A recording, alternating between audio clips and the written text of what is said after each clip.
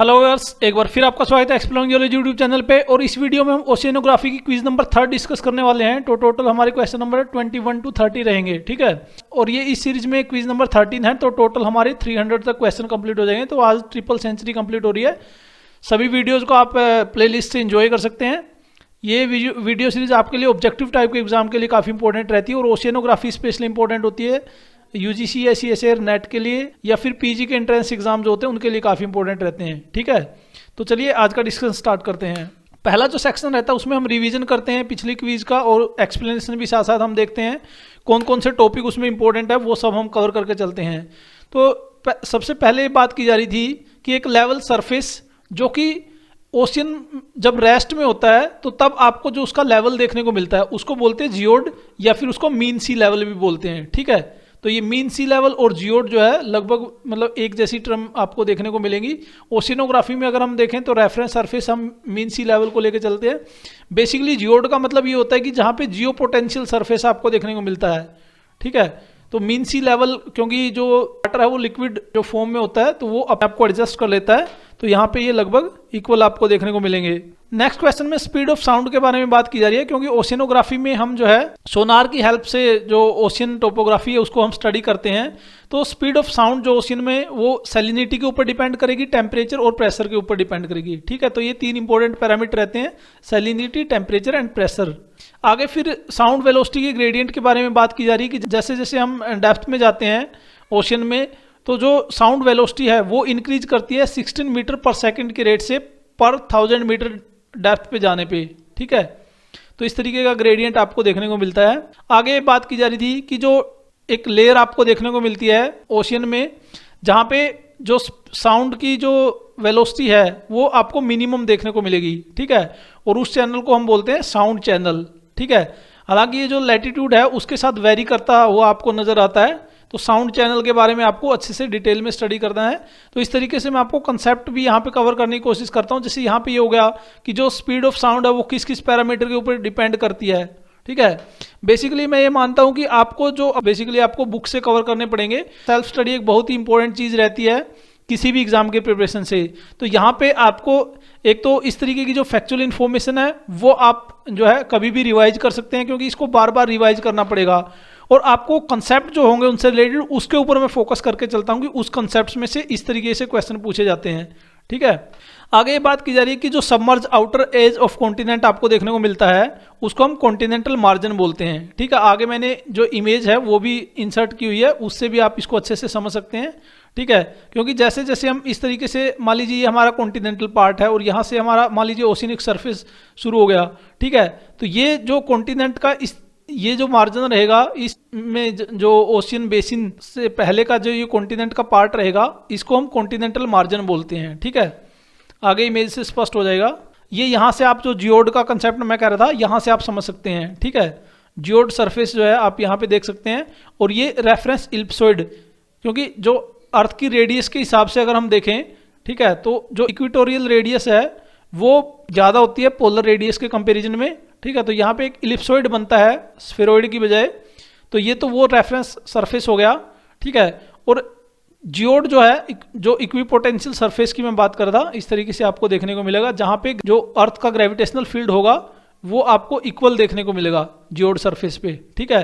क्योंकि सब सरफेस में अलग अलग स्ट्राटा होता है, अलग अलग लिथोलॉजी होती है, उसके बेस पे ये आपको बिल्कुल स्फेरिकल या इलिप्सॉइड शेप में देखने को नहीं मिलेगा, ठीक है। और जो सी सरफेस की हम बात कर रहे थे, मीन सी लेवल जो है वो भी लगभग इसी के साथ आपको वेरी करता हुआ नजर आएगा, ठीक है। तो इस तरीके से आप जियोड का कंसेप्ट समझ सकते हैं। और ये इसमें जो वेरिएशन होता है बेसिकली इसको टोपोग्राफिकल वेरिएशन हम कह सकते हैं ओशियनोग्राफी के कॉन्टेक्स्ट में, ठीक है। तो इस तरीके से आप इसको ध्यान रख सकते हैं। आगे जो मैं आपको कॉन्टिनेंटल मार्जिन की बात कर रहा था, तो कॉन्टिनेंटल मार्जिन कॉन्टिनेंट का ये पार्ट हो गया जो कि ओशियनिक बेसिन तक जो है एक्सटेंड करता है, ठीक है। ये वाला पोर्शन जो जहाँ पे आपको ओशियनिक क्रस्ट देखने को मिलेगी वो तो ओशियनिक पार्ट हो गया। जहाँ तक आपको कॉन्टिनेंटल क्रस्ट देखने को मिलेगी वहाँ तक आपको जो है उसको कॉन्टिनेंटल मार्जिन बोलते हैं। तो सबसे पहले अगर आप देखेंगे तो इस तरीके से कॉन्टिनेंटल सेल्फ होगा, फिर जो स्टीप स्लोप का आएगा वो कॉन्टिनेंटल स्लोप उसको बोलते हैं, और आगे फिर जो है कुछ पार्ट होता है कॉन्टिनेंटल राइज का, ठीक है। इसके ऊपर भी क्वेश्चन कई बार पूछा जाता है, आगे इसमें इंसर्ट भी किया हुआ है क्वेश्चन, तो इस तरीके से आप इसको ध्यान रख सकते हैं कॉन्टिनेंटल मार्जिन के कंसेप्ट को, ठीक है। और दो तरीके के मार्जिन आपको देखने को मिलते हैं, एक्टिव और पैसिव, ठीक है, उसी के बारे में आगे बात की जा रही है। तो कॉन्टिनेंटल मार्जिन जो कि डाइवर्जिंग प्लेट बाउंड्रीज को जो फेस करता है उनको हम बोलते हैं पैसिव मार्जिन्स, ठीक है। डाइवर्जेंट जो कि प्लेट एक दूसरे से जब अवे जा रही हैं, ठीक है, वहाँ पे अगर आपको देखने को मिले वहाँ पे जो कॉन्टिनेंटल मार्जिन है उसको हम पैसिव कॉन्टिनेंटल मार्जिन बोलेंगे, ठीक है। और जो कन्वर्जेंट प्लेट बाउंड्रीज का पार्ट होते हैं उनको हम बोलते हैं एक्टिव मार्जिन्स, ठीक है। ये क्वेश्चन भी जो मैंने आपको इमेज दिखाई थी उसके बेस पे आप अटेम्प्ट कर सकते हैं। इसमें बोला गया है कि जब हम अप्रोच करते हैं शोर से ओशियन की तरफ जब हम जाते हैं तो सेकंड जो पार्ट होता है, सेकंड जो डिवीजन होता है कॉन्टिनेंटल मार्जिन का, उसको कॉन्टिनेंटल स्लोप बोला जाता है, ठीक है। कॉन्टिनेंटल जो हम बात कर रहे थे, सबसे पहले आएगा कॉन्टिनेंटल सेल्फ, फिर आएगा कॉन्टिनेंटल स्लोप और फिर आएगा कॉन्टिनेंटल राइज, ठीक है। इस सीक्वेंस को भी आपको ध्यान रखना है। और अगर आप पिछले डायग्राम में ये देखें, ये वाला जो ओशियनिक रिज है इसका एसोसिएटेड जो पोर्शन होते हैं वो लगभग जो अगर हम ओवरऑल अर्थ के सरफेस पे देखें तो 22% कंस्टिट्यूट करते हैं, तो काफ़ी लार्ज एरिया जो है ओशियनिक रिजिज की फॉर्म में आपको देखने को मिलता है, ठीक है। आगे पेसिफिक टाइप मार्जिन के बारे में बात की जा रही है। पेसिफिक टाइप जो मार्जिन है वो एक्टिव मार्जिन है, ठीक है। एक्टिव और पैसिव में मैंने आपको अभी बताया। जो अटलांटिक मार्जिन्स हैं वो जो है पैसिव देखने को मिलते हैं और जो पेसिफिक है वो एक्टिव देखने को मिलते हैं। इस वजह से आपने सुना होगा रिंग ऑफ फायर जो है पेसिफिक ओशियन में आपको देखने को मिलता है, ठीक है। तो ये एक्टिव मार्जिन है जो कि कन्वर्जेंट प्लेट बाउंड्री के साथ आपको देखने को मिलते हैं। तो जो कन्वर्जेंट प्लेट बाउंड्री जब होंगी वहाँ पे काफ़ी वोल्केनिक और अर्थक्वेक इस तरीके की एक्टिविटी आपको देखने को मिलेगी, तो इस वजह से इनको एक्टिव मार्जिन बोला जाता है। आगे जो बात की जा रही है कॉन्टिनेंटल सेल्फ, अगर हम देखें तो वो कंस्टिट्यूट करते हैं 7.5% एरिया ओशनिक सरफेस का, ठीक है। तो ये भी कई बार पूछ लिया जाता है कि जो कॉन्टिनेंटल सेल्फ है, स्लोप है या राइज है, वो कितने कितने % एरिया कवर करते हैं, उसके बारे में भी आपको आइडिया रखना है। या कई बार इनका एंगल भी पूछ लिया जाता है, ठीक है।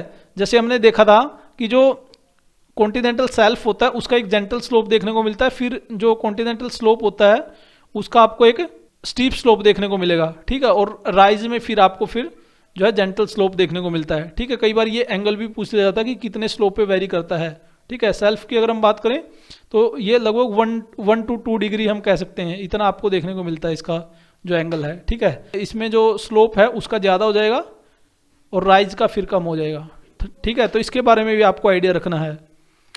अब नज़र डालते हैं आज के क्विज़ के ऊपर। क्विज़ नंबर 3 जो है अपना, यहाँ पे जो 21st क्वेश्चन है उसमें ये पूछा गया कि जो यूनिट है सैलिनिटी की वो क्या है, ठीक है, किस में रिप्रेजेंट करते हैं। एक तो जैसे उसको ppm में रिप्रेजेंट करते हैं, पार्ट पर मिलियन, ठीक है, लेकिन वो नहीं है यहाँ पे। जो एक्चुअल उसकी यूनिट होगी सैलिनिटी की डेफिनेशन के हिसाब से वो आपको यहाँ पे बतानी है, ठीक है। आगे ये पूछा गया है कि जो सैलिनिटी है वो डायरेक्टली प्रोपोर्शनल होती है amount of which element in sea water, ठीक है। तो उस एलिमेंट का नाम आपको बताना है यहाँ पे। क्वेश्चन नंबर 23 में जो है अमाउंट ऑफ मैग्नीशियम पूछा गया है सी वाटर में कितना होता है, ठीक है। तो जैसे केमिकल कंस्टिट्यूएंट्स भी आप देखेंगे सी वाटर में जो अलग अलग एलिमेंट है उनकी कितनी कितनी कंसंट्रेशन है, ये CSI नेट के सिलेबस में एक इंपॉर्टेंट टॉपिक है, तो वो वैल्यू आपको बतानी है। अलग अलग एलिमेंट के बारे में आपको आइडिया होना चाहिए, ठीक है। तो मैग्नीशियम की वैल्यू यहाँ पे पूछिए परसेंटेज में कितनी रहती है, ठीक है। और एक चीज़ और आपको यहाँ पे बताना चाहूँगा कि कुछ टाइम पहले मैंने जो है टॉपिक वाइज रेफरेंस डाले थे CSI और नेट के लिए, तो उसी के हिसाब से हम उसी सीक्वेंस में मैं इसको कवर करने की कोशिश करूँगा, ठीक है। और जो रेफरेंस बुक मैंने वहाँ पे मेंशन की थी पर्टिकुलर टॉपिक के लिए, उन्हीं को रेफरेंस लेकर के हम चल रहे हैं, ठीक है। तो आप उनमें से जब सेल्फ स्टडी करेंगे तो आप इस पे एक प्रकार से रिवीजन या प्रैक्टिस कर सकते हैं, ठीक है। तो ये काफ़ी अच्छी प्रैक्टिस आपकी हो जाएगी। आगे क्वेश्चन नंबर 24 जो है उसमें ये पूछा गया है कि temperature at which the ice water and water vapour equilibrium में देखने को मिलते हैं, उस पॉइंट को क्या कहा जाता है, ठीक है। और उसकी वैल्यू आपको बतानी है डिग्री सेल्सियस में। क्वेश्चन नंबर 25 में ये पूछा गया है कि जो सैलिनिटी है वो किस लैटिट्यूड पे हाईएस्ट आपको देखने को मिलती है, ठीक है। यहाँ पे आप वैल्यू बता सकते हैं या उस लैटिट्यूड को या उस रेंज के लैटिट्यूड को क्या बोला जाता है, ये नाम भी आप इसमें एक बता सकते हैं। आगे ये पूछा गया कि जो सैलिनिटी है अटलांटिक ओशियन में वो कंपेयर टू पैसिफिक ओशियन ज़्यादा है या कम है, ठीक है। ये आपको यहाँ पे बताना है, या इक्वल है क्या उनका रिलेशन है। अटलांटिक ओशियन और पैसिफिक ओशियन को कंपेयर किया गया है सैलिनिटी। आगे जो क्वेश्चन नंबर 27 है उसमें ये पूछा गया है कि अगर हम देखें ओशनिक वाटर का जो मीन टेम्परेचर है वो कितना है और मीन सैलिनिटी जो है वो कितनी है। ठीक है, दो इंपॉर्टेंट पैरामीटर यहाँ पे बताने आपको, ओशनिक वाटर की मीन टेम्परेचर और सैलिनिटी। ठीक है, आगे बढ़ते हैं। क्वेश्चन नंबर 28 में ये पूछा गया है कि एक ऐसी लेयर ओशन में आपको देखने को मिलती है जहाँ पे डेंसिटी ग्रेडियंट हाईएस्ट देखने को मिलेगा आपको। ठीक है, उस लेयर को क्या कहा जाता है वो आपको यहाँ पे बताना है। क्वेश्चन नंबर 29 में ये पूछा गया है कि जो डेंसिटी है ओशनिक वाटर की वो किस किस का फंक्शन रहता है या किस किस के ऊपर डिपेंड करती है, कौन कौन से पैरामीटर के ऊपर डिपेंड करती है, वो आपको यहाँ पे बताना है। तो इसमें टेम्परेचर है और वाटर प्रेशर है और थर्ड पैरामीटर जो होगा वो आपको यहाँ पे कंप्लीट करना है। ठीक है, क्वेश्चन नंबर 30 और लास्ट क्वेश्चन में ये पूछा गया है कि जो अगर हम देखें डेंसिटी जो है ओशनिक सरफेस की उसकी क्या वैल्यू है केजी पर मीटर क्यूब में। ठीक है, ये आपको बताना है। तो आप वीडियो को पॉज कर सकते हैं, क्वेश्चन को अच्छे से समझना, आपको क्या उसमें फील करना है उसके हिसाब से जो है आपको अटेम्प्ट करना है और अच्छे से इसको यूटिलाइज करके चलना है। ठीक है, नेक्स्ट सेक्शन में मैं जैसे आपको आंसर बताऊंगा, आपको आंसर को मैच करना है अपने आंसर के साथ और नीचे कमेंट सेक्शन में अपना स्कोर लिखना है। ठीक है, तो ये काफ़ी इंटरेस्टिंग एक्सरसाइज आपको देखने को मिलती है, इसको अच्छे से यूटिलाइज करना है, इंजॉय करना है, क्योंकि मैं ये मानता हूँ कि स्टडी को आप जितना इंजॉय करेंगे उतना ही आप उसको अच्छे से समझ पाएंगे। ठीक है, कभी भी स्टडी को बर्डन लेके नहीं चलना है, इंजॉय करना है। और इसी वजह से ये पैटर्न रखा गया है, क्योंकि एमसीक्यू के कंपेरिजन में थोड़ा सा आसान भी रहता है, आपको अटैम्प्ट करने में भी मजा आएगा और जो है आप साथ के साथ आपको अपना स्कोर भी पता चल जाता है। और जैसे जैसे आपका स्कोर इंप्रूव होगा आपका कॉन्फिडेंस इंप्रूव होगा और आपको अच्छा लगने लगेगा। इस तरीके से प्रैक्टिस करना। क्वेश्चन नंबर 21 जो था उसका आंसर हो जाएगा यूनिटलेस।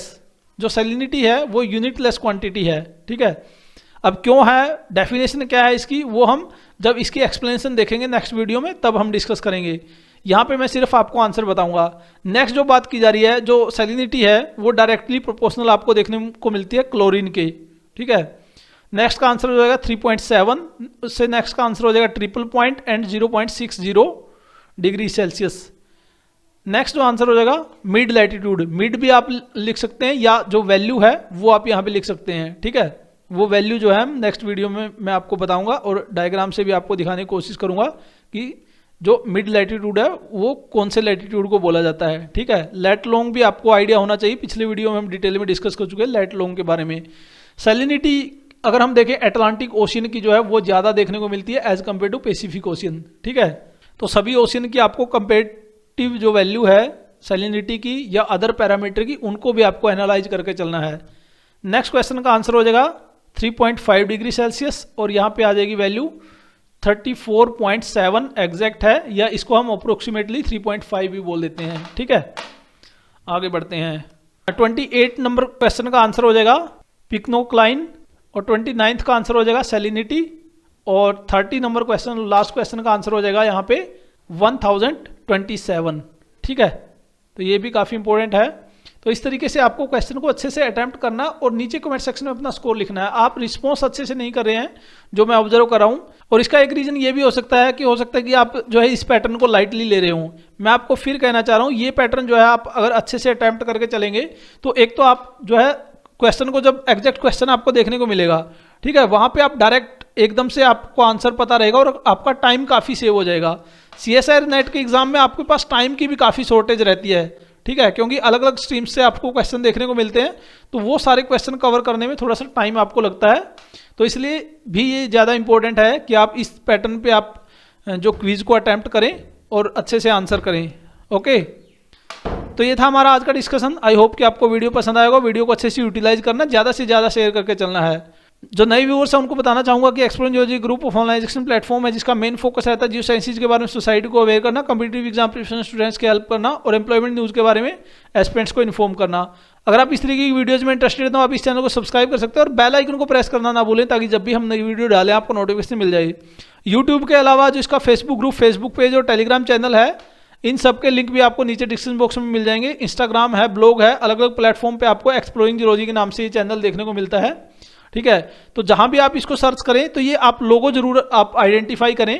ठीक है, तो लोगों के बेस पे आप इस चैनल को जो है डिस्ट्रीब्यूट कर सकते हैं। अगर एक से ज़्यादा नाम आपको मिलते हैं तो ये एक्सप्लोरिंग जियोलॉजी का लोगो है, इसको आपको ध्यान रखना है। अगर आप जियो साइंस से रिलेटेड कोई भी इन्फॉर्मेशन हमारे साथ शेयर करना चाहते हैं तो geolobus247@gmail.com पे आप हमें लिख सकते हैं। तो आई होप कि आपको डिस्कशन पसंद आया होगा। वीडियो को अच्छे से यूटिलाइज करना, ज़्यादा से ज़्यादा शेयर करके चलना है। Thank you very much for watching this video. Keep learning, keep sharing, be happy. जय हिंद।